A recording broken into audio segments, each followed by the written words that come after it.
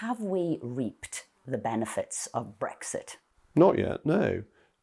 We've got much more to do. We've got some benefits already, and we saw that with vaccine rollout. We've seen it with some minor tax changes. We've seen it with the tentative beginnings of free ports.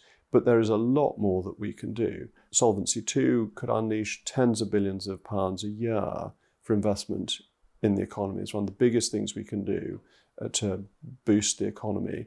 There are other things we can do. We should get rid of all the tariffs on goods that we don't produce, which would be a help, not the biggest help, but a help to people in a cost of living crisis. I was going to say, what do you think needs to be done to deliver those sort of Brexit bonuses? There's the opportunity to take the 5% VAT off fuel, which we couldn't possibly do whilst we were in the European Union, but would be a help to every household. Now, I've got to ask you about working from home and the civil servants and getting all this done, after COVID, after Brexit. We all need to be there. Civil servants need to be in 5 days a week? There is so much to be done. But people need to be in the office and to do their jobs properly, particularly if the job isn't being done properly at the moment. So I think you can judge by results that there are some jobs that can be done perfectly well from home. If you're a novelist, you can probably work very well at home. I think P.G. Woodhouse, whom I'm a great admirer, worked extremely effectively at home. Could your dad have worked from home? Oh, and did. That when he was editing the Times, of course he couldn't. He had to be there physically. But as a columnist, you can work from home perfectly reasonably. But if you're providing somebody with a passport, you need to be in the office.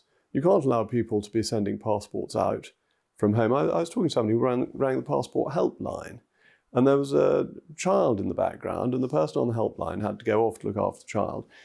And the person had been on hold to get through for ages and ages. This just isn't good enough.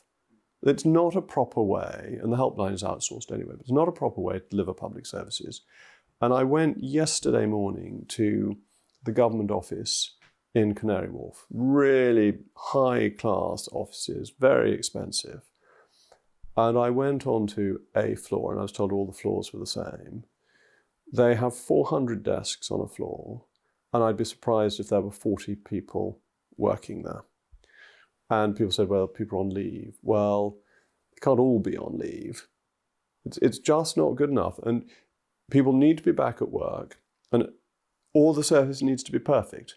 If there were no problems with DVLA, with the passport office, with the probate office, then you say, okay, it's fine. But these services are not delivering what the British public have a right to demand, and we are paying people as if they were going into work. They get their London allowance, and yet they are not going into the office and the service isn't being delivered. I think this is really important. And the frustrating thing is, although the Cabinet has decided this, permanent secretaries have decided this, the message is not getting through properly, except in some very specific areas. I was very impressed in a visit to our office in Birmingham that Ofsted was fully occupied. So the head of Ofsted believes working from the office is essential to create the team spirit that you need and so on. And the offices her team had were full. There were other teams with acres of space and nobody there.